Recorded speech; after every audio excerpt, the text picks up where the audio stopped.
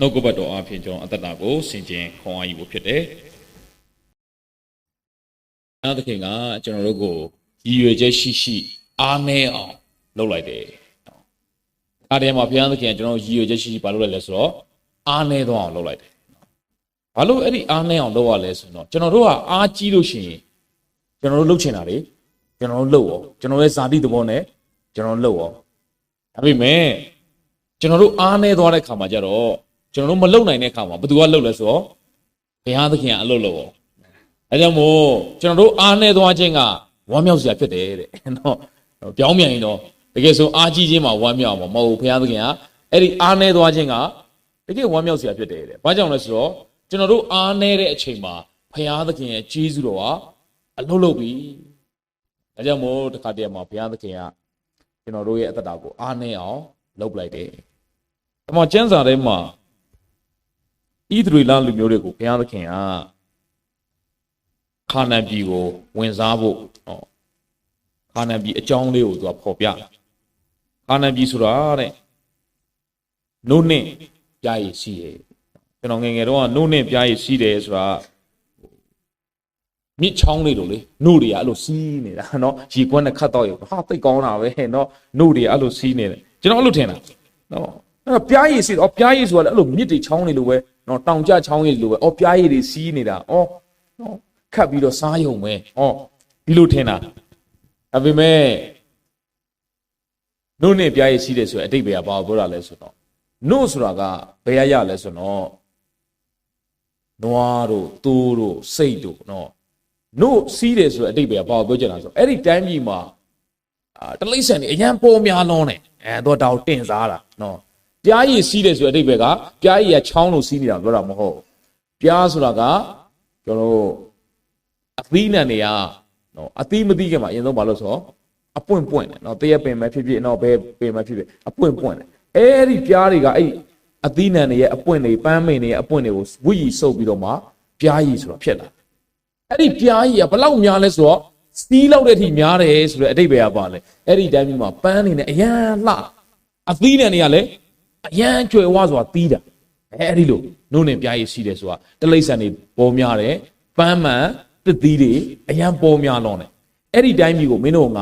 ပေးမယ်တဲ့ဘုရားသခင်ပြောတယ်ဒါပေမဲ့အဲ့ဒီခါနာန်ပြည်ကမြေဩဇာအရန်ကောင်းတဲ့နေရာတော့မဟုတ်ပါဘူးအဲ့ဒီခါနာန်ပြည်ကရေအရန်ပေါ်တဲ့နေရာတော့မဟုတ်ပါဘူးအဲ့ဒီခါနာန်ပြည်ကစိုက်ပျိုးမြေပြန့်နေအရန်များတဲ့နေရာတော့မဟုတ်ပါဘူးဒါပေမဲ့ဘာလို့နိုးနေပြားရည်စီးရလဲနော်အမှကျမ်းစာထဲမှာဘုရားသခင်ကမောရှေအပြင်ပြောလဲဆိုရင်တရားဟောကျမ်းခန်းကြီး7တရားဟောကျမ်းခန်းကြီး7အပိုင်းငယ်10ကနေ12ပါနော်ကျွန်တော်လိုက်ဆိုအောင်နော်သင်တို့သွား၍ဝင်စားလက်တန့်သောပြည်သည်ကယာလုတ်တကဲ့သို့မျိုးစိကျဲ၍ခြေဖြင့်ရေလောင်းရသောပြည်သည်ဟုသောသင်တို့ထွက်လာသောအေဂုတုပြည်နှင့်တူသည်မဟုတ်သင်တို့သွား၍ဝင်စားလက်တန့်သောပြည်သည်တောင်များချိုက်များနှင့်ပြည့်စုံ၍မိုးရေကိုတောက်တော်ပြီသင်တို့၏ဘုရားသခင်ထာဝရဘုရားပြုစု၍တစ်နှစ်ပတ်လုံးကြည့်ရှုတော်မူသောပြည်ဖြစ်၏ခါနာန်ပြည်အကြောင်းကိုဘုရားပြောတဲ့အခါမှာမင်းတို့ထွက်လာတဲ့အေဂုတုပြည်နဲ့ခါနာန်ပြည်နဲ့မတူဘူးတဲ့အေဂုတုပြည်အီဂျစ်ဆိုတာကကမ္ဘာအရှည်ဆုံးမြစ်နိုင်မြစ်ရဲ့ဘေးနားမှာတည်ရှိတယ်နော်ဒါကျွန်တော်စာမှာသင်ရတယ်နိုင်မြစ်ဆိုတာကမ္ဘာမှာအရှည်ဆုံးမြစ်ဖြစ်တယ်အဲ့ဒီနိုင်မြစ်နားမှာရှိတဲ့မြေအားတဲ့နုံးတင်မြေနုလွင်ပြင်စိုက်ပျိုးလို့အင်မတန်မှာအရန်ကောင်းတယ်နုံးတွေနော်ဘာနဲ့တူလဲဆို AR တိုင်းလို့ပေါ့ AR တိုင်းဆိုရင်စပားစိုက်လို့အင်မတန်မှာအရန်ကောင်းတယ်အဲ့ဒီအီဂျစ်ဆိုလဲစိုက်ပျိုးလို့အင်မတန်မှာအရန်ဖြစ်ထွန်းတယ်ရေလဲပေါ်တာနိုင်မြစ်ကြီးတစ်ခုလုံးမလုပ်နေရလဲရှိနေတော့အဲ့ဒီနိုင်မြစ်ထဲကရေကိုသွားခတ်ပြီးတော့ခြေထောက်နဲ့ဘာလုပ်လဲသွားခတ်ပြီးတော့ရေလောင်းတယ်အဲ့ဒီလိုမျိုးမင်းတို့ထွက်လာတဲ့အီဂျစ်နဲ့အေဂုတုနဲ့အခုသွားမဲ့ခါနာန်ပြည်နဲ့ကမတူဘူးတဲ့ အဲ့ဒီအီဂျစ်မှာစိုက်ပျိုးမြေကောင်းကောင်းရှိတယ်ခါနန်ပြည်မှာတော့သင်တို့သွားရေးဝင်စားလက်လက်တော့ပြည်ပြီးတောင်တွေဘာတွေနဲ့လဲဂျိုက်နေနဲ့မြေပြန့်နှုံးတင်မြေနုလွင်မြေမရှိဘူးစိုက်ပျိုးလို့မကောင်းတောင်တွေဂျိုက်နေနဲ့ပြီးတော့ပါလဲဆိုတော့အဲ့ဒီအီဂျစ်မှာတော့ရေကအရှံပဲနိုင်မြေတစ်ခုလုံးရှိတယ်ဒီဘက်ဣသရေလနော်လူတွေနေရမယ့်ခါနန်ပြည်ကြတော့ဘာကိုတောက်ရလဲပြည်လဲဆိုတော့မိုးရေကိုတောက်တော့ပြည်ဒါကြောင့်မို့ဣသရေလတိုင်းပြည်မှာမိုးခေါင်ပြီဆိုရင်သွားပြီလားအပင်တွေလည်းစိုက်လို့မရတော့ဘူးတလိမ့်ဆန်တွေလည်းတောက်ဖို့ရေမရှိတော့လူလည်းတောက်ဖို့ရေမရှိတော့မိုးခေါင်ရတာသူတို့ဒုက္ခရောက်ပြီသူတို့ကဘာအမိပြုရလဲဆိုတော့မိုးရေကိုဘာလုပ်နေရလဲဆိုတော့အမိပြုနေရဒါပေမဲ့တဲ့အဲ့ဒီတိုင်းပြည်ကနုနေပြရည်စီတယ်ဟာတလောက်စိုက်ပျိုးမြေလည်းမကောင်းရေလည်းမရှိဘူးဒါပေမဲ့ဘာလို့နုနေပြရည်စီးတာလဲအဆုံးသက်လေးကဘယ်လိုရေးလဲသင်တို့ဤဖျားသခင်ထာဝရဘုရားပြုစု၍တစ်နှစ်ပတ်လုံးကြည်ရှုတော်မူသောပြည်ဖြစ်တယ်ဘာလို့နုနေပြရည်စီးလဲဆိုရင်တဲ့ဖျားသခင်ကိုယ်တိုင်ဘာလို့လဲကြည်ရှုပြုစုတယ်တစ်နှစ်ပတ်လုံးဘုရားကြည်ရှုတယ်ဒါကြောင့်မို့ဘုရားသခင်ကအပိုင်ငယ်73 14မှာသင်တို့ဘုရားသခင်ထာဝရဘုရားကိုစိတ်နှလုံးအကျွမ်းမဲ့ချစ်၍အမှုတော်ကိုဆောင်ရွက်မိအကြောင်းယနေ့ငါမှထားသမျှသောပညတ်တို့ကိုစစ်စစ်နားထောင်နေဘုရားသခင်ကိုချစ်ပြီးတော့ဘာကိုဆောင်ရမလဲအမှုတော်ဆောင်ရမယ်အဲကြောင့်မို့ချစ်ချင်းမေတ္တာနဲ့ချစ်ပြီးတော့အမှုတော်ဆောင်ပါဒါကအင်မတန်မှအရေးကြီးတာဖြစ်တယ်သင်ဘာလို့ဒီမှာဘုရားကြောင့်လာတက်လဲဘုရားကိုချစ်တော်ကြောင့်ဖြစ်ရမယ်ဘုရားကိုချစ်တော်ကြောင့်ဘုရားသခင်နှုတ်ကပတ်တော်ကပြောလဲဘုရားပြည့်ညက်ချက်ကဘာပြောလဲအချင်းချင်းစီဝေခြင်းမှုကိုမရှောင်မလွဲကြနဲ့ဒါကြောင့်ဘုရားစကားကိုနားထောင်ပြီးတော့အချစ်လိုက်ရင်စကားနားထောင်တာအဲ့တော့ဒီမှာဘုရားကြောင့်လာတက်ခြင်းဖြစ်တယ်ကျွန်တော်ဘာလို့အလှငွေထည့်လဲ10ဘိုးတစ်ဘိုးထည့်လဲပြန်ပြီးတော့ဘုရားစီကကောင်းကြီးတယ်အများကြီးပြန်လို့ခြင်းလို့လားအဲ့ဒီနှလုံးသားနဲ့ဆိုတော့မှားပြီ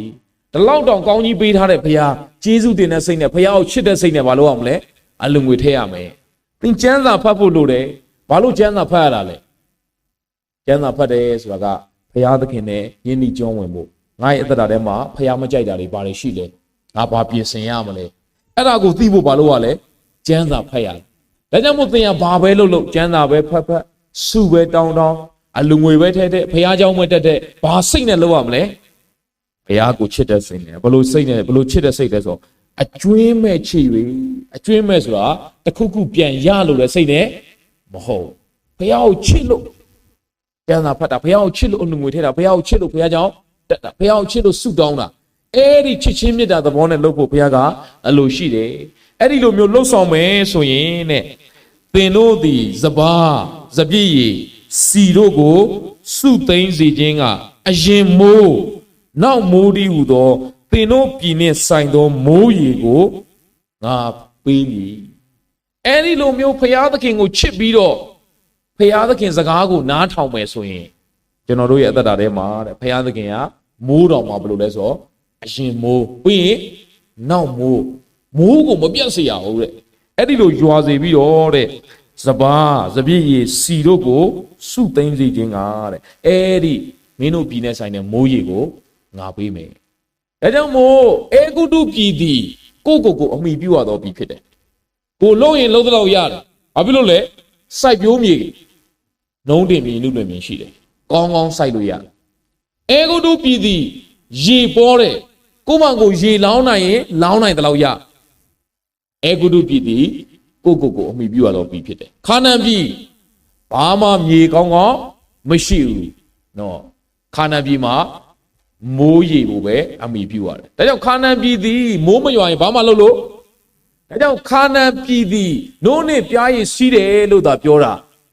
တကယ်တော့သူ့မှာအရင်းမြစ်ကဘာမှမရှိသူ့ရဲ့အရင်းမြစ်ကဘာလဲဘုရားသခင်ပဲဖြစ်တယ်ဘုရားသခင်သာမိုးမရွာစေဘူးဆိုရင်ဘာမှလုပ်လို့ဒါကြောင့်မို့ကျွန်တော်တို့အသက်တာအသီးသီးရဲ့အရင်းမြစ်ကဘာတူပဲလဲကျွန်တော်တို့ရဲ့အလုံးမဟုတ်ဘူးနော်ကျွန်တော်တို့ရဲ့ဗန်ထဲကပတ်စံတွေမဟုတ်ဘူးနော်ကျွန်တော်တို့နိုင်ငံခြားမှာရောက်တဲ့ကျွန်တော်သားသမီးတွေမဟုတ်ဘူးနော်ကျွန်တော်တို့ရဲ့အရင်းမြစ်ကဗရမ ्या လည်းမဟုတ်နီလာလည်းမဟုတ်ကျွန်တော်တို့ရဲ့အရင်းမြစ်ကဘာတူလဲဘုရားသခင်ဖြစ်တယ်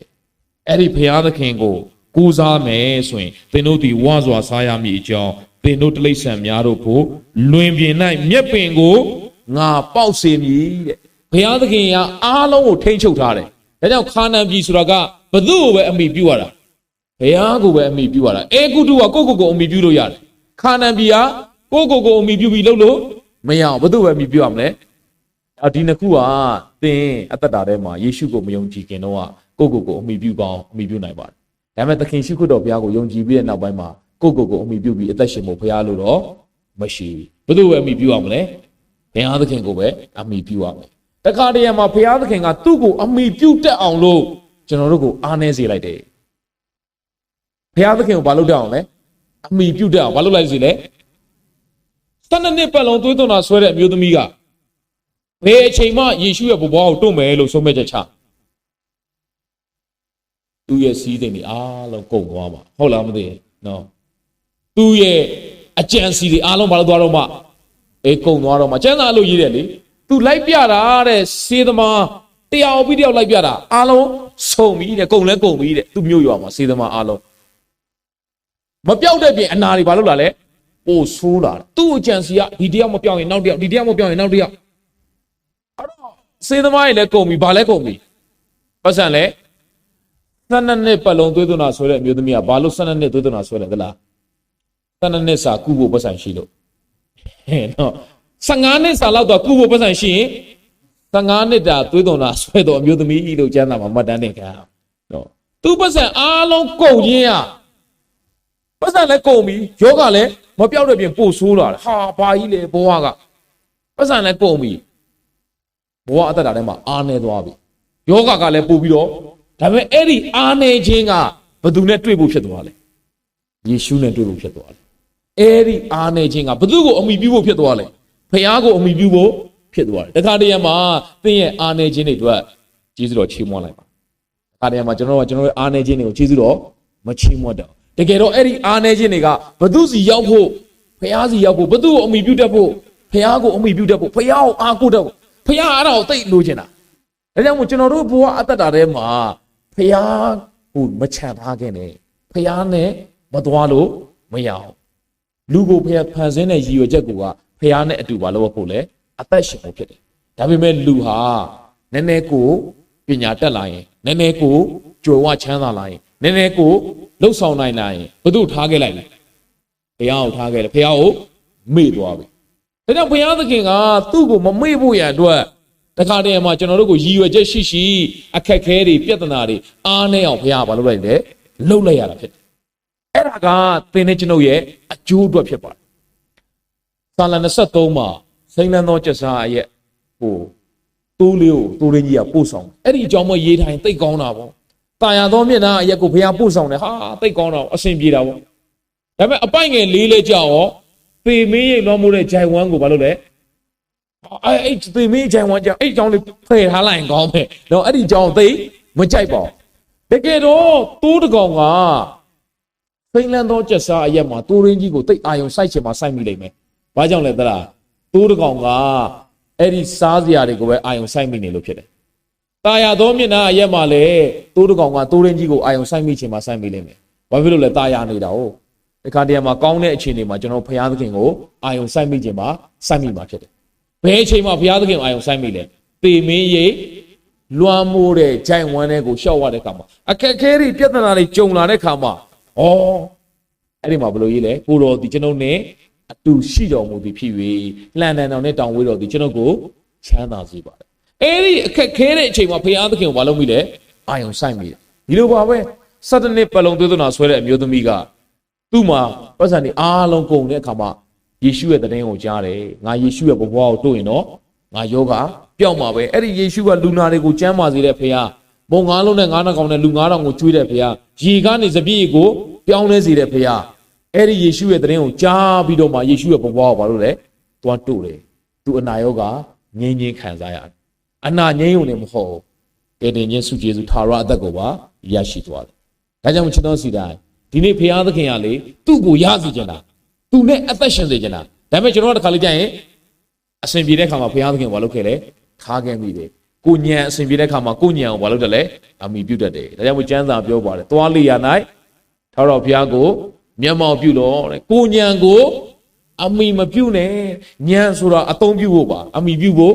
မ မဟုတ်ကျွန်တော်တို့မှာပေးထားတဲ့ငွေကြေးတွေအသုံးပြုဖို့ပါအဲ့ဒီပတ်စံအမိပြုဖို့မဟုတ်ဘူးဖရာသခင်ကိုသာအမိပြုပြီးတော့အသက်ရှင်ဖို့ဖရာကအလိုရှိတာဖြစ်တယ်ဒါကြောင့်မို့ခါနာန်ပြည်ဆိုတာဘသူကိုလုံးလုံးအမိပြုရတာဖရာကိုပဲလုံးလုံးအမိပြုရဖရာကိုအမိမပြုတော့ဘူးဆိုရင်မိုးမရွာတော့မိုးမရွာရင်ဘာမှလုပ်လို့မရတော့ဒါကြောင့်ကျွန်တော်တို့ရဲ့အရင်းမြစ်ကဖရာသခင်ပဲဖရာကိုအမိပြုပြီးတော့အသက်ရှင်တတ်ဖို့အင်ပဒံရေးကြည့်ပါတခါတည်းမှာကျွန်တော်ဖရာကိုအမိပြုတတ်အောင်ဖရာကအားနဲ့အောင်တသက်လှုပ်လိုက်တယ်ဆိုတော့တွေ့ရတယ်မောရှေကိုဘုရားသခင်အသုံးပြုတဲ့အခါမှာကျမ်းမာတဲ့အသက်40နော်အဲ့ဒီတန်တန်မာတော့ဘုရားမသုံးဘူးအသက်ဘယ်လောက်မှမောရှေကိုဘုရားသခင်စသုံးလဲအသက်80မှာဘုရားသခင်စသုံးတယ်မောရှေဟာအံ့ဩစရာကြီးနော်အသက်80ဆိုတာမကျမ်းမာတော့ဘူးလေအားမရှိတော့ဘူးလေဟေးအဲ့ဒီကျမ်းမာငါသုံးမယ်တဲ့တကယ်လို့ကျမ်းမာတန်ဆွမ်းတော့သုံးရင်မောရှေကဘယ်လိုကြွေးကြော်မလဲဣသရေလလူမျိုးတွေမင်းတို့ဖျားကယ်တာလဲတစ်ပိုင်းငါလဲဘာလို့လဲငါလဲကယ်လို့တော့ငါလဲ90ဖျားလဲ90ငါတဝက်ဖျားတဝက်လောက်တာတော့အဲ့လိုပြောမှာဒါပေမဲ့အသက်80မှာ तू ဘာမှမလုံနိုင်တော့ဖျားသခင်ပဲလောက်တာဆိုတာပို့ပြီးတော့ဘာလို့သွားလဲပေါ်လင်သွားတယ်ဒါကြောင့်ဖျားသခင်ကမောရှေကိုတန်မာတဲ့အချိန်မှာဖျားမသုံးအသက်80အရွယ်ကြမှာဘုရားသခင်ဘာလို့လဲစကားတော်ကောင်းကောင်းမပြောနိုင်တော့ဘူးတဲ့နော်ဘာလို့တနေ့လာလဲဘာနဲ့ပဲနေရလဲတိုးနဲ့ပဲနေလိုက်အဲ့ရောက်ခမရေတရောရဲ့တိုးတွေသွားထိတ်တနေ့လာလဲတိုးနဲ့တနေ့လာလဲတိုးနဲ့စကားတော်ကောင်းကောင်းလူတွေနဲ့မပြောဖြစ်ဘူးအဲ့ဒီလိုဘာမှအစွမ်းမရှိတော့မှကိုအာမကိုတော့မှဘုရားသခင်ကမောရှေကိုစသုံးတယ်ကိုအာမကိုမှဘုသူ့အာကိုမှလဲဘုရားကိုအာကိုမှဖြစ်တယ်ဒါကြောင့်ကျွန်တော်စီတိုင်းကျွန်တော်တို့ရဲ့ဘဝတရမှာပတ်စံရှိတာကောင်းပါတယ်ပညာတွေတတ်တာကောင်းပါတယ်ဒါပေမဲ့အဲ့ဒီຢာတွေကိုအမိပြုအားကိုးဖို့လားမဟုတ်ပါဘူးသင်ဟာပတ်စံချမ်းသာတာမမှားပါဘူးဒါပေမဲ့အဲ့ဒီငွေကြေးကိုအမိပြုမိပြီဆိုရင်မှားပြီဖခင်ကိုပဲဘာလုပ်ရမလဲအမိပြုရမယ်သင်ပညာတွေတတ်တာကောင်းပါတယ်ဒါပေမဲ့သင်ရဲ့ပညာကိုအမိပြုမိပြီဆိုရင်မှားပြီဖခင်သခင်ကိုပဲဘာလုပ်ရမလဲအမိပြုရမယ်သင်ကကျမ်းမာတန်ဆွမ်းပြီးတော့သင်ရဲ့အသက်တာထဲမှာအစွမ်းအစတွေရှိတာကောင်းပါတယ်ဒါပေမဲ့သင်ရဲ့အစွမ်းအစတွေကိုအမိပြုရင်အဲ့ဒါမှားပြီဖခင်ကိုပဲဘာလုပ်ရမလဲအမိပြုရဘုရားသခင်သာသင်ရဲ့အစွမ်းတတ္တိဖြစ်ရမယ်ဘုရားသခင်သာလည်းသင်ရဲ့ခွန်အားဖြစ်ရမယ်ဘုရားသခင်သာလည်းသင်ရဲ့ဉာဏ်ပညာဖြစ်ရမယ်ဘုရားသခင်သာလည်းသင်ရဲ့ဘဏ္ဍာဖြစ်ရမယ်ဒါကြောင့်ဘုရားသာလည်းသင်ရဲ့အလုံးစုံဘုရားကိုအမိပြုပြီးတော့အသက်ရှင်တတ်ဖို့ဖြစ်ပါတယ်တမန်ကျမ်းစာထဲမှာတရားသူကြီးမှတ်စာဂိဒေါင်ဆိုတဲ့လူတစ်ယောက်ကမိဒရန်နေနဲ့စစ်တိုက်ဖို့သွားတဲ့အခါမှာသူကလူစုလိုက်တယ်ဣသရေလလူမျိုးတွေကိုလူစုလိုက်တယ်သူ့ရဲ့အနောက်လိုက်တွေဘယ်လောက်ပါလဲဆိုတော့3200ပါ3200ဆိုတော့မဆိုးဘူးပေါ့မိဒရန်တွေကလည်းဟိုမှာလူဦးရေအများကြီးပဲ3200ဆိုတော့ငါတို့ခွန်အားနဲ့ငါတို့ကျွမ်းကျင်မှုနဲ့တိုက်ရင်တော့မလုပ်နိုင်နဲ့နိုင်ပါတယ်ဒါပေမဲ့လာပြီဘုရားသခင်ကတရားသူကြီးမဆာအခန်းကြီး9အပိုင်းငယ်1နော်ထာဝရဘုရားကလည်းသင်၌ပါသောလူတို့သည်အလွန်များ၏ဘုရားသခင်ကြည်တော်မှာပြောလဲမင်းစီမှာပါတဲ့လူတွေကအယံများလုံးနဲ့ကွာတဲ့လူလျှော့လိုက်နော်သူတို့လက်၌မိဒရန်လူတို့ကိုငါမအပ်ရအလောက်လူများတဲ့အတွက်ကြောင့်တဲ့မိဒရန်လူတွေကိုငါနိုင်ခွင့်မပေးဘူးတဲ့လူများတော့ပို့ပြီးတော့မကောင်းလားအင်အားရှိတာဗောပို့နိုင်ကြီးပို့များတာဗောဘုရားကမလို့ခြင်းဟုတ်တဲ့တကယ်လို့နိုင်သွားလို့ရှိရင်တဲ့ဣသရေလအမျိုးသားအပေါင်းတို့ကတဲ့ငါလက်ယုံသည်ငါတို့ကိုကယ်တင်ပြီဟုငါတစ်ဖက်၌ဝါကြွားလိုက်မယ်တကယ်လို့နိုင်သွားခဲ့ရင်ဣသရေလလူမျိုးတွေကအခုမိဒရန်လူမျိုးတွေကိုငါတို့နိုင်တာဘသူကြောင့်လဲငါတို့ရဲ့လက်ယုံကြောင့်ငါတို့ဘလောက်တိုက်ရိုက်ခိုက်ရင်ကောင်းလဲငါတို့ဘလောက်အစွမ်းအစားရှိလဲဆိုပြီးတော့ဖျားတစ်ဖက်၌ဘာလုပ်မလဲဝါကြွားကြလိမ့်မယ်ဒါကြောင့်မို့တဲ့ကြောက်လန့်သောသူမည်သည်ကဂိလက်တောင်မှစောပြန်သွားစေဟုလူများတို့အားဟစ်ကြော်လို့ဟုဂိတောင်အားမိန့်တော်မူသဖြင့်လူ2200ပြန်သွား၍1000ကြံရစ်၏အဲ့ဒီမှာစစ်တိုက်ဖို့ခေါ်လာတဲ့ခါမှာကဲကြောက်တဲ့သူမဖြစ်မလင်မလို့လိုက်ရတဲ့အဲ့ဒီလူတွေပြန်သွား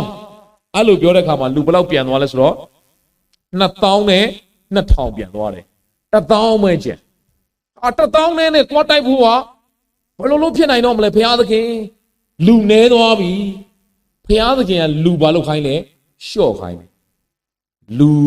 အများကြီးနဲ့သွားတိုက်ရင်ဖျားမဆတယ်ဆိုတာမပေါ်လွင်တော့ဣသရေလလူမျိုးတွေကငါတို့တိုက်ရိုက်ခိုက်ကောင်းလို့ငါတို့လူများလို့ငါတို့အစွမ်းစားရှိလို့နိုင်တယ်လို့မင်းတို့ကဝါကြွားမှာတဲ့ဒါကြောင့်လူတွေကိုဘုရားသခင်ကလျှော့လိုက်ဘလောက်ပြန်သွားလဲ2200ပြန်သွားဘလောက်ပဲကြံလဲ1000ပဲကြံ1000ကြံတော့ဘုရားသခင်ကဘာပြောသေးလဲဆိုရင်တပန်ထားတော်ဘုရားကလည်းလူတို့သည်အလွန်များသေးတယ်တဲ့ဟာဘယ်များမလဲ1000ဆိုတာဘုဘမှာလူရင်ကနဲတာမဟုတ်ဘူးကြံသူကအများကြီးဒါပေမဲ့ဘုရားသခင်ကဘာပြောလဲ1000များသေးတယ်တဲ့အဲ့ဒီ1000ကိုတဲ့အဲ့ဒီလူ1000ကိုရေစိတ်ကိုခေါ်သွားခဲ့ပါမြစ်ကမ်းသားကိုခေါ်သွားတဲ့ခေါ်ပြီးတဲ့အခါမှာတဲ့သူတို့သည်ရေစိတ်မှာသင်အဖို့ငါစုံစမ်းမည်ထိုအခါဤမိသောသူသည်သင်နှင့်အတူသွားရမည်ဟုငါဆိုလင်ထိုသူသည်သွားရမည်ဤမိသောသူသည်မသွားရဟုငါဆိုလင်ထိုသူသည်မသွားရဟုမိန့်တော်မူသည့်တိုင်ကြီးတောင်ကအဲ့ဒီလူ1000ကိုရေစိတ်မှာခေါ်သွားတယ်ဘုရားသခင်ကဘာလုပ်ခိုင်းလဲဆိုရေတောက်ခိုင်းလိုက်အဲ့ဒီလူတွေရေတောက်ခိုင်းတော့လူတချို့ကအမှုမဲ့အမှတ်မဲ့ရေတောက်ကြတယ်ရေကိုပါးစပ်နဲ့ငုံပြီးတော့ဘာလုပ်ကြလဲတောက်ကြလူတချို့ကတော့လက်ခုပ်နဲ့ရေကိုခတ်ပြီးတော့ဘာလုပ်လဲတတိရှိစွာရေကိုတောက်အခုကတိုက်ပွဲတွေကိုသွားရမှာအမှုမဲ့တောက်ရင်သူများကမြားနဲ့ပြင်းဘာလုပ်သွားမလဲသိသွားမယ်သူများကလှန်နဲ့ပြင်းသိသွားမယ်အဲ့တော့ဒီလိုလက်ခုပ်နဲ့ခတ်ပြီးတော့ရေကိုတတိရှိစွာပတ်ဝန်းကျင်ကိုကြည့်ပြီးတော့တတိနဲ့တောက်တဲ့လူကိုရွေးပါဆိုတော့လူဘလောက်ကြံလဲဆိုရင်အပိုက်ငယ်6မှာထိုအခါမိမိလက်ခုပ်နဲ့ရေကိုယူဖြင့်ရက်၍တောက်တော်သူ300ရှိ၏လက်ခုပ်နဲ့ရေခတ်တောက်တဲ့လူဘလောက်ရှိလဲ300ရှိတယ်ကျွင်းသောသူအပေါင်းတို့သည်ရေတောက်ခြင်းကဒုထောက်၍ဝှစ်ကြတယ်အဲဒီကြံတဲ့သူတွေကိုတော့ပြန်ခိုင်းလိုက်ဘလောက်ပဲရှိတော့လဲ1000ကနေ300ပဲကြံတော့တယ်အေးရပြီတဲ့အဲ့ဒီ300နဲ့ဘာလုပ်ပါစစ်သွားတိုက်ဟာလူ300နဲ့စစ်သွားတိုက်ဘယ်လိုလုပ်ဖြစ်မလဲဟိုမှာ1000နဲ့ချီဒီမှာကြီးတောင်နဲ့အဖွဲရဘလောက်ပဲရှိတာလဲ300ပဲရှိတော့တယ်ဘုရားသခင်လူကိုလျှော့လိုက်နင်းအောင်လုပ်လိုက်ကြီးတောင်ရဲ့တပ်ဖွဲ့ကိုအားနဲ့အောင်ဘုရားဘာလုပ်လိုက်လဲတမင်သက်သက်လုပ်လိုက်တာဘုရားတခါတည်းမှာကျွန်တော်တို့ရဲ့အသက်တာကိုလည်းဘုရားသခင်အားနဲ့အောင်ကြီးရွယ်ချက်ရှိဘာလုပ်လိုက်လဲလုပ်လိုက်အဲ့ဒီအားနဲ့အောင်လုပ်တာဘုရားသခင်ကိုမချစ်လို့လားချစ်လို့ဘုရားသခင်ကမချစ်လို့မဟုတ်သင်ကအားကြီးနေရင်အဲ့ဒီဇာတိသဘောနဲ့လှုပ်ဆောင်တော့မယ်အားနဲ့သွားတော့မှဝိညာဉ်သဘောနဲ့လှုပ်ဆောင်တတ်မှာဒါကြောင့်မို့အစာရှောင်ဆုတောင်းနေဆိုတာဘာလို့လဲသလားခန္ဓာကိုယ်အားနဲ့အောင်လုပ်လိုက်တာခန္ဓာကိုယ်အားနဲ့တော့မှဝိညာဉ်သဘောနဲ့ပဲဘုရားကိုအမိပြုတတ်တာဒါကြောင့်မို့ချစ်တော်စီတိုင်းအဲ့ဒီလူ300နဲ့တဲ့ကြီးတောင်စစ်သွားတိုက်တဲ့ခါမှာအဲ့ဒီလူ300ကတဲ့ဘာယူသွားလဲဆိုရင်အပိုက်ငယ်16မှာဒုခါလူ300တို့ကို3စုခွဲ300ကို100စီ3စုခွဲလိုက်တဘိုးတစ်လုံးမိကွက်ပါသောအိုးတစ်လုံးကိုလူတိုင်းလက်၌ဆောင်းစီတယ်စစ်သွားတိုက်မှာဓားကန်ရမှာလေအခုကဘာကန်ခိုင်းလဲတဘိုးတစ်လုံးနဲ့အိုးတစ်လုံးနဲ့ဟာဒါလက်ထဲမှာဓားကန်ထားမှာသူများလာတိုက်မှာဒါမှမဟုတ်လေဒိုင်းလေးပါလေကာထားမှာဟိုကမြားနဲ့ပြင်ကာလို့ရမှာပေါ့အခုကဘာလဲတဘိုးတဲ့ပြီးတော့ဘာလဲအိုးတဲ့ဒါကြီးကဘာမှမဆိုင်ဘုရားသခင်ဘာလို့ရှောက်ခိုင်းတာလဲဒီနေ့ဘုရားသခင်ကအဲ့ဒီလူ300ကို3စုစီခွဲပြီးတော့လူတယောက်ချင်းစီတိုင်းရဲ့လက်မှာတဘိုးပါတဘိုးဆိုတာမှုတ်တဲ့တဘိုးနော်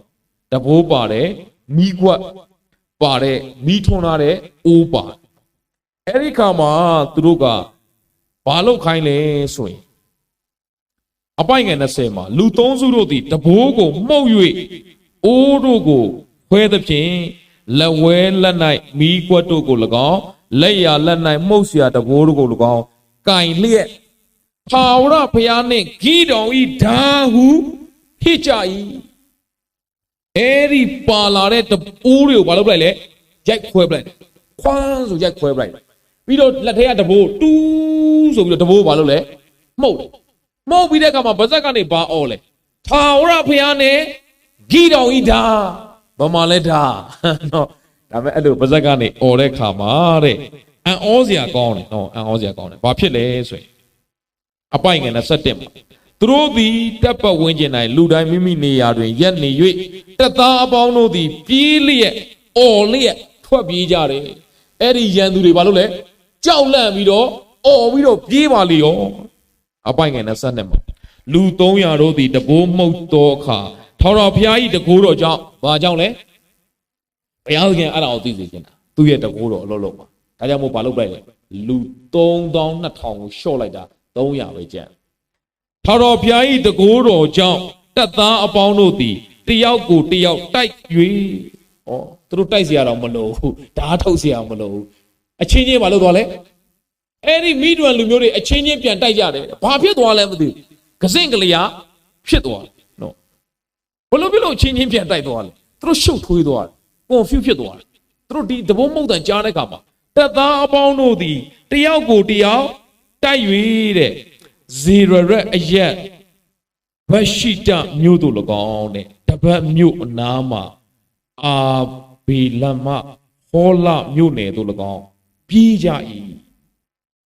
အော်စရာကောင်းသူတို့တိုက်เสียတော့မလို့အချင်းချင်းပြန်တိုက်ပြီးဘာလို့လဲပြေးရောထွက်ပြေးဘာကြောင့်လဲအာတော်ဘုရားဤတကိုးတော်ကြောင့်ဘုရားရဲ့တကိုးတော်ကြောင့်ဖြစ်ဒါဆိုဒီတိုက်ပွဲမှာအရန်ပေါ်လွင်သွားတယ်ဒီလူ300ရဲ့အင်အားကြောင့်လဲသူတို့ရဲ့တိုက်ရိုက်ခိုက်ရိုက်ကြောင့်လဲမဟုတ်သူတို့အိုးခွဲပြီးတော့တပိုးပဲမှုတ်လိုက်ဗဇက်ကနေပါပဲအိုးလိုက်ထောင်တော်ဘုရားနဲ့ဂီတော်ကြီးဓာလို့ပဲအော်လိုက်တာအချင်းချင်းပြန်တိုက်ကြတာအမှအဲကြောင့်မို့ဘုရားသခင်လှုပ်လိုက်ရင်လေလွယ်လေးပဲကျွန်တော်တို့ကသာအဲ့ဒီဘုရားကိုအာမကိုလို့ဖြစ်တာ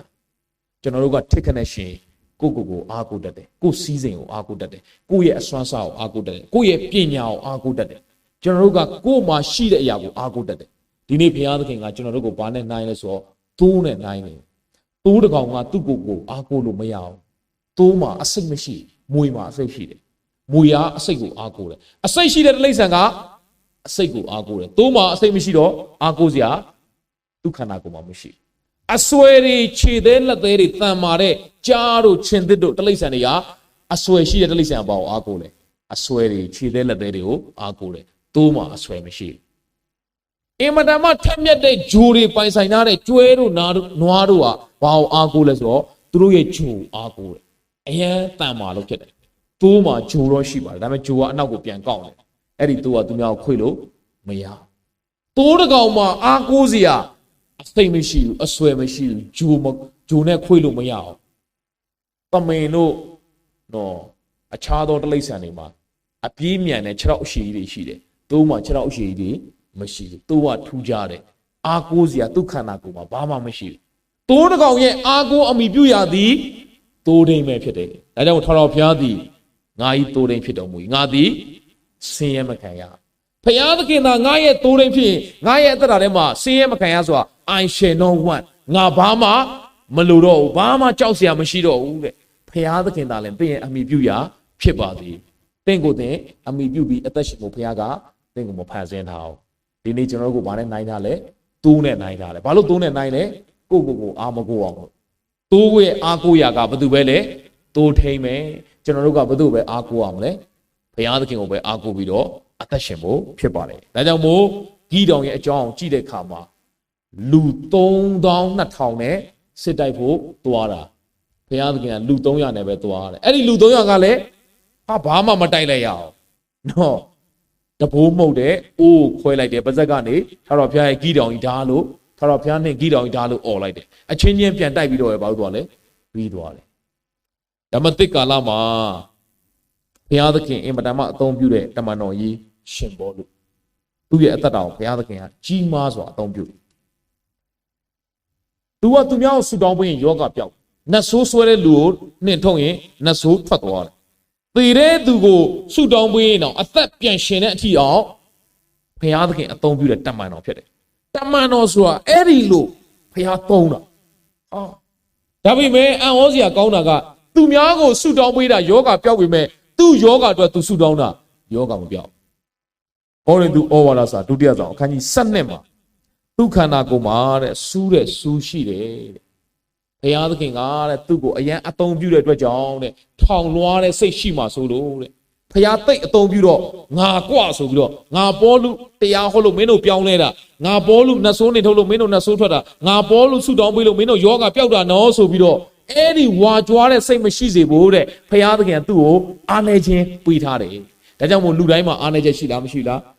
ရှိတယ်အဲ့ဒီအားနေချက်ကသင်ကိုမချစ်လို့မဟုတ်ဘုရားသခင်ကသင်ကိုရည်ရွယ်ချက်ရှိပေးထားတာကျွန်တော်မှလည်းအားနေချက်ရှိတယ်လူတိုင်းကမပြည့်စုံအဲ့ဒီအားနေချက်သာမရှိဘူးဆိုရင်လူဟာမာနထောင်သွားပြီဒါကြောင့်မို့ကျွန်တော်တို့ရဲ့အားနေခြင်းမှာဘုရားတကူတော်ဟာစုံနေတာဖြစ်တယ်အဲ့ဒီတမန်တော်ကြီးရှင်ဘောလူကသူ့ခန္ဓာကိုယ်ထဲမှာရှိတဲ့ယောဂသူမကြိုက်ပါဘူးတချို့ကျမ်းပညာရှင်တွေကဒါယောဂမဟုတ်ဘူးတဲ့ဒီစူးဆိုတာကသူ့ကိုနှောက်ယှက်တဲ့သူတွေကိုပြောတာတဲ့မဟုတ်ပါဘူးတကယ်တော့တမန်တော်ရှင်ဘောလူမှာယောဂရှိတာမရှိဘူးလားရှိတယ်ကျွန်တော်ကျမ်းစာပြတမန်တော်ရှင်ဘောလူယောဂရှိတဲ့အကြောင်းသူ့ဘာသူဝန်ခံတယ်တော်ကျွန်တော်တို့လူတယောက်ကယောဂရှိရင်လေလိုက်ကြွားနေတဲ့လူသားမျိုးမရှိပါဘူးငါယောဂရှိတယ်ငါယောဂရှိတယ်ဘယ်သူမှမပြောဘူးယောဂပျောက်တဲ့အကြောင်းပဲသက်သေခံတာကြားဘူးတဲ့ယောဂရှိတဲ့အကြောင်းသက်သေခံတာတခါမှမကြားဘူးပတ်စံချမ်းသာတဲ့အကြောင်းပဲသက်သေခံတာကြားဘူးတဲ့ပတ်စံမရှိတော့တဲ့အကြောင်းသက်သေခံတာတခါမှမကြားဘူးလူဟာကိုယ့်ရဲ့အားကြီးခြင်းအကြောင်းကိုပဲကြွားတတ်ပါတယ်ဒီနေ့ကျွန်တော်တို့ရဲ့အားကြီးခြင်းအကြောင်းကိုကြွားဖို့မဟုတ်ပါဘူးဖခင်ရဲ့အားကြီးခြင်းအကြောင်းကိုကြွားဖို့ဖြစ်တယ်ဖခင်ရဲ့တတ်နိုင်ခြင်းအကြောင်းကိုပြောဖို့ဖြစ်ပါတယ်အဲ့တမန်တော်ရှင်ဘောလူကကျမ်းစာထဲမှာဂလာတိဩဝါဒဆိုတာအခန်းကြီး4အပိုင်ငယ်73မှာသူဒီလိုဖော်ပြတယ်ငါသည်တဲ့ကိုနာခြင်းယောဂနဲ့တကွဧဝံဂေလိတရားကိုသင်တို့အားအထက်ကဟောပြောကြောင်းကိုသင်တို့သိကြ၏တမန်တော်ရှင်ဘောလူဘာပြောလဲငါသည်ကိုနာခြင်းဘာနဲ့လဲယောဂတမန်တော်ရှင်ဘောလူမှာယောဂရှိလားရှိတယ်ခန္ဓာကိုယ်မှာနာကျင်နေတဲ့ယောဂရှိတယ်ဒါပေမဲ့အဲ့ဒီယောဂရှိခြင်းရှိလျက်နေပင်တဲ့ဘာဟောလဲဧဝံဂေလိတရားကိုဟောတယ်ကိုနာခြင်းယောဂနဲ့တကွာဧဝံဂေလိတရားကိုဟောတယ်သူများသာတရားဟောနေတာသူများသာကျမ်းမအောင်ဆုတောင်းပေးတာသူယောဂကြတော့သူပြောင်းအောင်ဆုတောင်းလို့ဒါဆိုသိတာပြီလေရှင်ဘောလူဆုတောင်းပေးလို့ယောဂပျောက်တာလားမဟုတ်တော့ရှင်ဘောလူကြောင့်မဟုတ်တော့ဘယ်သူကြောင့်လဲဘာလို့သူယောဂတော့သူပြောင်းအောင်မဆုတောင်းလိုက်ဘုရားသခင်အဲ့ဒါကိုတတ်လောက်ထားလိုက်ရှင်ဘောလူကအဲ့ဒီအခြေအနေကို तू မကြိုက်ဘူးဘုရားသခင်ကျွန်တော်သူများကိုဆုတောင်းပေးတာယောဂပျောက်တယ်ကျွန်တော်ကြတော့ယောဂမပျောက်ဘူးသူများတွေကရှင်ဘောလူဘလို့လဲမင်းသူများကိုဆုတောင်းတော့ယောဂပျောက်တယ်သူများကိုကြတော့အသက်ရှင်တဲ့ဘုရားကြောင့်ဟောတယ်ဘာမှလည်းတတ်သေးမင်းရဲ့အသက်တာထဲမှာဘာမှလည်းချမ်းသာခြင်းဒီလိုမျိုးသူများမေးလိုက်ကျွန်တော်ဘလို့ဖြေရမလဲကျွန်တော်မှာယောဂမပျောက်ဘူးဖြစ်နေတယ်ဘုရားသခင်ပျောက်ခွင့်ဝင်ပေးပါဘယ်နှကြိမ်ဆုတောင်းလဲသလား3ကြိမ်ဆုတောင်းတယ်ဘုရားသခင်စီကအတန်လာတယ်ယောဂပျောက်ပြီဆိုတဲ့အတန်တော့မဟုတ်ဘူးဘုရားသခင်ဘာပြောလဲနှစ်ကောခန်းကြီး7နဲ့အပိုင်ငယ်9မှာကျွန်တော်နောက်လိုက်ဆိုအောင်နော်နှစ်ကောခန်းကြီး7နဲ့အပိုင်ငယ်9မှာငါကျေးဇူးသည်သင်ဖို့လောက်ပေ၏ငါတကိုးသည်အာနေခြင်းအဖြစ်၌စုံလင်တတ်သည်ဟုမိန့်တော်မူ၏ထို့ကြောင့်ခရစ်တော်၏တကိုးသည်ငါအပေါ်၌ကျင်းကုန်မည်အကြောင်းငါကိုယ်၌အာနေခြင်းအဖြစ်ကိုဝမ်းမြောက်သောစိတ်နှင့်ဝါကြွားခြင်းငါတာ၍ငါအလိုရှိ၏တမန်တော်ရှင်ဘောလူကိုဘုရားသခင်က3ချိန်မြောက်အောင်သူဘုရားသခင်ကျွန်တော်ယောဂပေးပြောက်ပါသူဆုတောင်းတယ်ဒါပေမဲ့ဘုရားသခင်ကြီးကအတန်လာတယ်ပျောက်ပြီဆိုတဲ့အတန်တော့မဟုတ်ငါကျေးဇူးသည်မင်းဖို့လောက်တယ်ရှင်ဘောလူမင်းကျမ်းမာတဲ့အချိန်မှာလည်းငါမင်းနဲ့အတူရှိတယ်မင်းမကျမ်းမာတဲ့အချိန်မှာလည်းငါမင်းနဲ့အတူရှိတယ်ကျမ်းမာတဲ့အချိန်မှာလည်းငါမင်းကိုသုံးသလိုမကျမ်းမာတဲ့အချိန်မှာလည်းငါမင်းကိုသုံးတယ်မင်းရဲ့အသက်တာထဲမှာငါကျေးဇူးကလုံလောက်တယ်မင်းထင်တာကျမ်းမာမှအဲ့ဒါမှပို့ပြီးတော့ဖျားဘုံလေးထင်ရှားမယ်မကျမ်းမာရင်ဖျားဘုံတော့မတင်ကြမဟုတ်ဘူးကျမ်းမာသည်ဖြစ်စေမကျမ်းမာသည်ဖြစ်စေငါကျေးဇူးပြုနေတယ်မင်းနဲ့အတူငါဘာလုပ်နေလဲရှိနေတယ်အဲ့ဒါကိုသိမှတ်လိုက်ပါတမန်တော်ရှင်ဘောလူကယောဂရှိတဲ့အခြေအနေကို तू မသိမှတ်တော့ तू ဘာကိုသိမှတ်လိုက်လဲဘုရားငါနဲ့ तू အဲ့ဒါမို့သင်ရဲ့သက်တာထဲမှာချမ်းသာတဲ့အခြေအနေခံစားတဲ့အခါမှာချမ်းသာတဲ့အခြေအနေပေါ်မှာမသာရနဲ့ဘုရားအတူရှိခြင်းပေါ်မှာပဲသင်ဝမ်းမြောက်တတ်ပါစေဒုက္ခအခက်အခဲတွေကြုံရတဲ့အခါမှာလဲအဲ့ဒီဒုက္ခအခက်အခဲတွေကိုပဲခံစားပြီးတော့စိတ်ပြတ်ဝမ်းမနေနဲ့အဲ့ဒီခက်ခဲတွေကြမှာဖခင်အတူရှိခြင်းကိုပဲသင်မျက်မှောက်ပြုလိုက်ပါဖခင်အတူရှိခြင်းကိုပဲအာယုံစိုက်ပြီးတော့သင်ရဲ့အသက်တာထဲမှာဝမ်းမြောက်လိုက်ပါ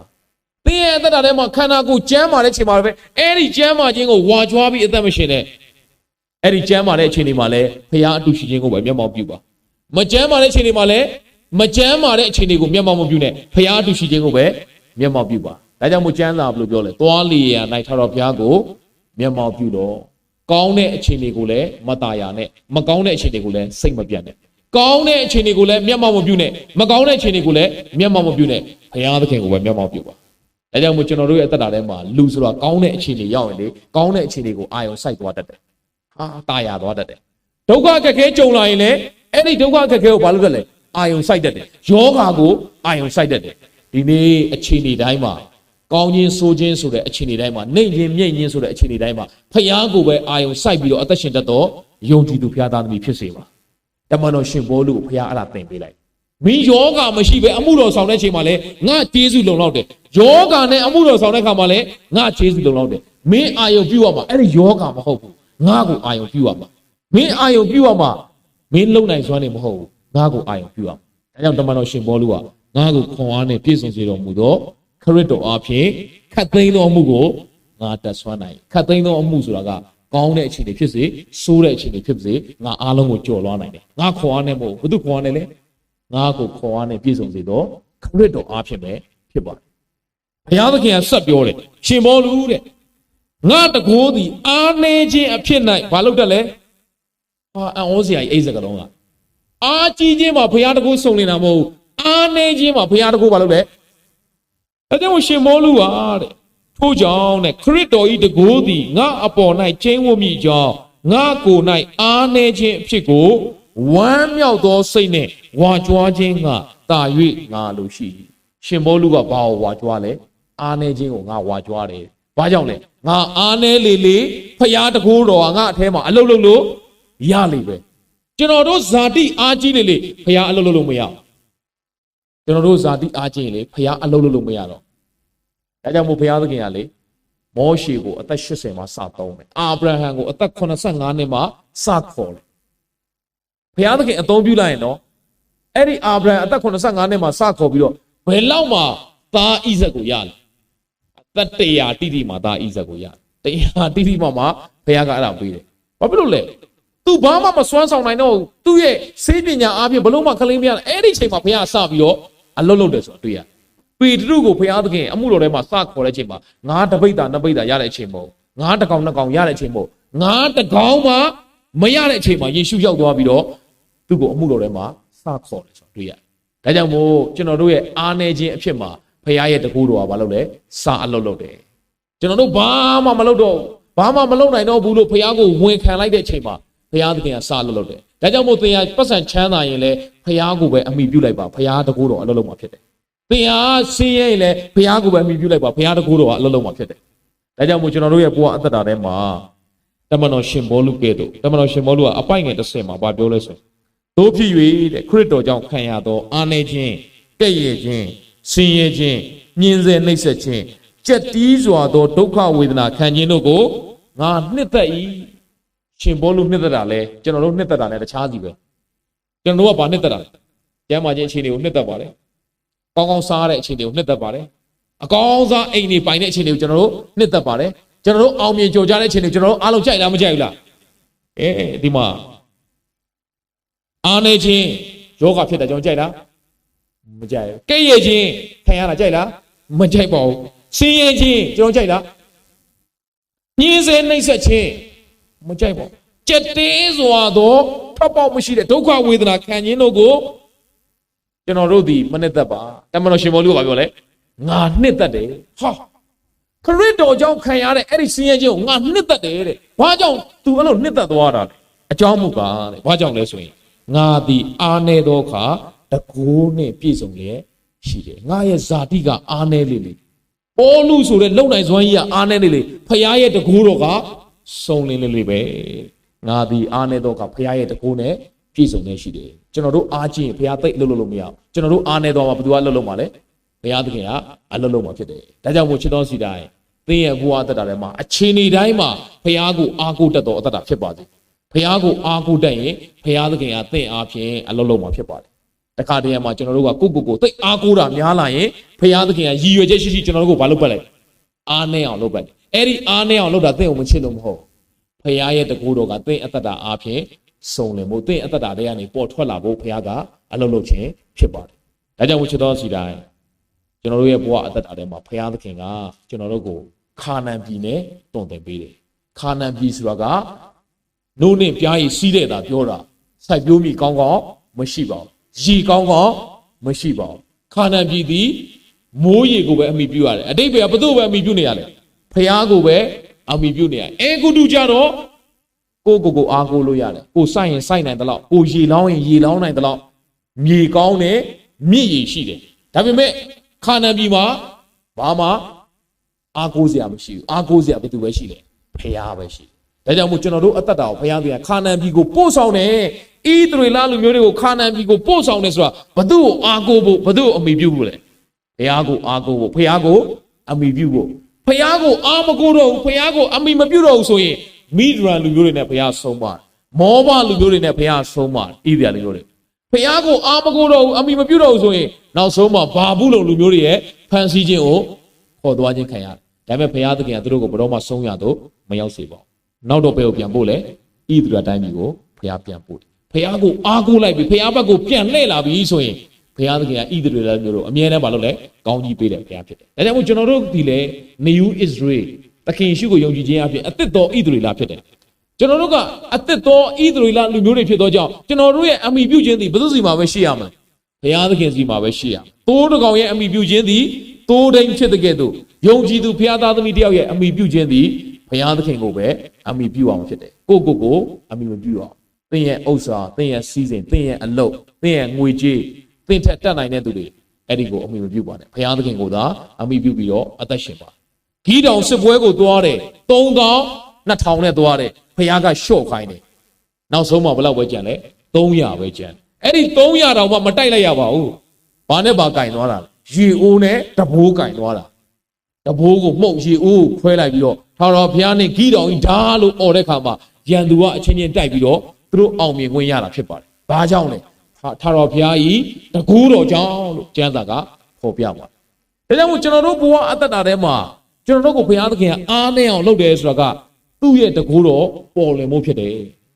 ကာနာမြို့မြင်္ဂလာဆောင်မှာစပြည့်ရမကုန်ရင်အသက်တော်စပြည့်ဆိုတာမဖြစ်လာပါဘူးကျွန်တော်တို့ဘဝအသက်တာထဲမှာပြဿနာမရှိရင် no problem no miracle ပြဿနာမရှိရင်နမိတ်လက္ခဏာဆိုတာမရှိပါဘူးကျွန်တော်တို့ဘဝအသက်တာထဲမှာအားနေခြင်းမရှိရင်ဘုရားသခင်အလုပ်လုပ်လို့